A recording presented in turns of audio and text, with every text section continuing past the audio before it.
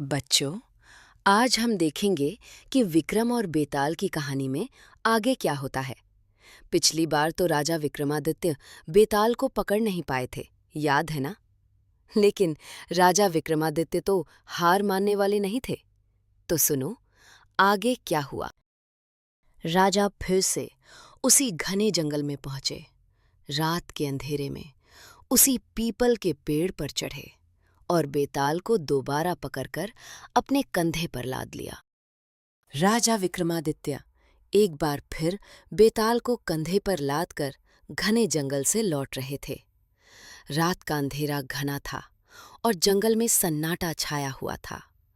तभी बेताल ने अपनी कर्कश आवाज में कहा, राजन, इस बार मैं तुम्हें एक ऐसे राजा की कहानी सुनाता हूँ जो अपनी दानशीलता के लिए पूरे देश में प्रसिद्ध था।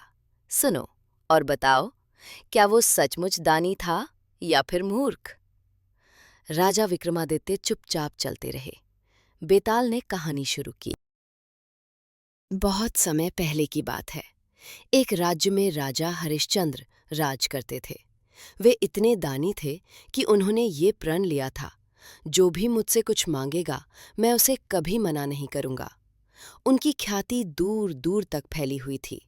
गरीब हो या अमीर, साधु हो या सैनिक, सभी जानते थे कि राजा हरिश्चंद्र कभी किसी को खाली हाथ नहीं लौटाते। राजा का खजाना हमेशा खुला रहता। भूखों को भोजन, बेघरों को आश्रय, बीमारों को दवा, सब कुछ मुफ्त में दिया जाता था। प्रजा उनसे बहुत प्यार करती थी। एक दिन दरबार में एक बूढ़ा भिखारी आया। उसके कपड़े फटे पुराने थे और चेहरे पर अजीब सी मुस्कान थी। उसने राजा से कहा, महाराज, मैंने आपकी दानशीलता के बारे में सुना है। क्या ये सच है कि आप किसी को मना नहीं करते? राजा ने गर्व से कहा, हाँ, ये सत्य है। मांगो, क्या चाहिए तुम्हें? भिखारी ने कहा, मुझे सोने के सिक्कों से भरा एक थैला चाहिए। राजा ने तुरंत सोने का एक बड़ा थैला मंगवाकर उसे दे दिया। भिखारी ने झुककर प्रणाम किया और चला गया। लेकिन अगले ही दिन वो फिर लौट आया। भिखारी ने कहा, महाराज, कल का धन तो खत्म हो गया। आज मुझे 10 थैले सोने के सिक्के चाहिए। दरबारी चौंक गए, लेकिन राजा ने बिना हिचकिचाए 10 थैले दे दिए। तीसरे दिन भिखारी फिर आया। महाराज, आज मुझे हीरे जवाहरात चाहिए। राजा ने अपने खजाने से सबसे कीमती रत्न निकलवाकर उसे दे दिए। चौथे दिन, महाराज, मुझे एक महल चाहिए। राजा ने अपने सबसे सुंदर महलों में से एक उसे दे दिया। पांचवें दिन, महाराज, मुझे आधा राज्य चाहिए।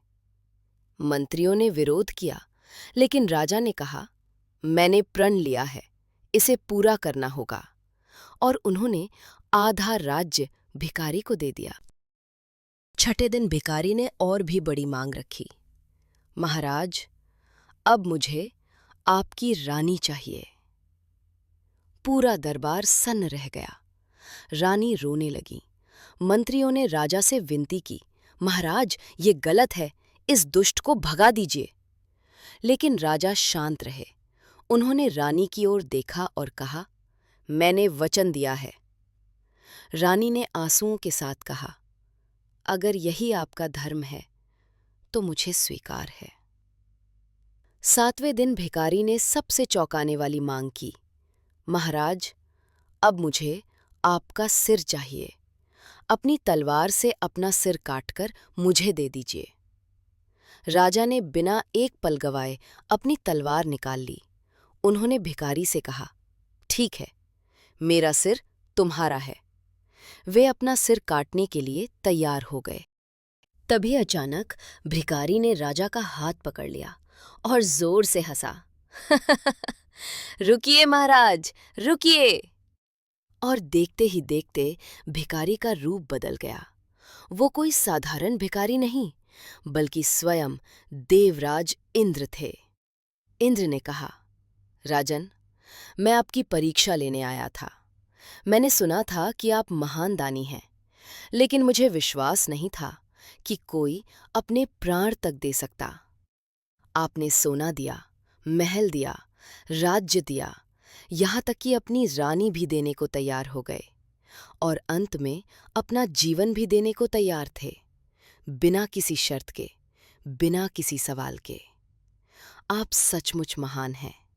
लेकिन इंद्र ने गंभीर होकर कहा, क्या आपको नहीं लगता कि आपकी दानशीलता की भी कोई सीमा होनी चाहिए? क्या अंधा दान देना बुद्धिमानी है? राजा हरिश्चंद्र ने शांति से उत्तर दिया, देवराज, दान देना मेरा धर्म है। लेकिन आप सही कह रहे हैं। मैंने आज समझा कि दान में भी विवेक होना चाहिए। सोना और महल तो वापस आ सकते हैं, लेकिन अगर मैं सचमुच अपनी रानी को दे देता तो उनका जीवन बर्बाद हो जाता। अगर मैं अपना सिर काट देता तो मेरी प्रजा का क्या होता? दान वही सच्चा है जो बुद्धि से किया जाए, अंधेपन से नहीं। दिल से दो, लेकिन दिमाग से सोचकर। इंद्र प्रसन्न हुए। उन्होंने राजा को आशीर्वाद दिया और सब कुछ वापस लौटा दिया।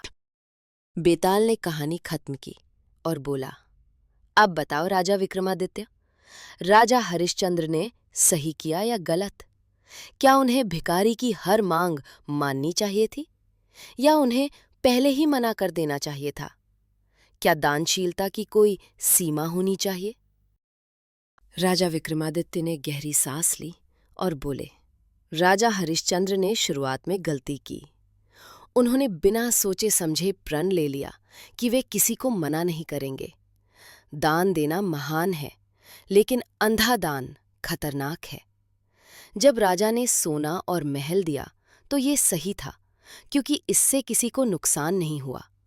लेकिन जब बात रानी और अपने प्राण की आई तो ये मूर्खता हो गई। राजा विक्रमादित्य का जवाब सुनकर बेताल जोर से हंसा। वाह विक्रम, तुमने बिल्कुल सही कहा। दिल में दया हो, लेकिन दिमाग में बुद्धि भी हो, यही सच्चा ज्ञान है। लेकिन अफसोस, तुमने बोल दिया। अब मैं फिर से उड़ा। मैं तो चला। हा हा हा हा हा हा हा। और ये कहकर बेताल फिर से हवा में उड़ गया और जाकर जंगल के पीपल के पेड़ पर उल्टा लटक गया। राजा विक्रमादित्य ने एक लंबी सांस ली, अपने कंधे सीधे किए और फिर से उसी दृढ़ संकल्प के साथ बेताल को लाने चल पड़े, क्योंकि राजा विक्रमादित्य कभी हार नहीं मानते थे।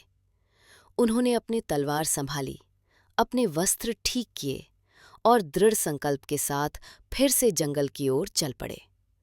पीपल का पेड़ दूर दिखाई दे रहा था। बेताल फिर से उल्टा लटक चुका था, राजा का इंतजार कर रहा था। राजा मुस्कुराए। ये चुनौती अभी खत्म नहीं हुई थी और वे कभी हार नहीं मानते थे। राजा फिर लौटेंगे। तो बच्चों, अब सो जाओ। याद रखना, दान महान गुण है, लेकिन बुद्धिमानी के साथ दिया गया दान ही सच्चा दान है। हर अच्छे काम में भी विवेक जरूरी है। दिल से दो, लेकिन दिमाग से सोचकर। शुभ रात्रि मेरे प्यारे बच्चों। अच्छे सपने देखो। नानी और दादी तुम्हें बहुत प्यार करती हैं।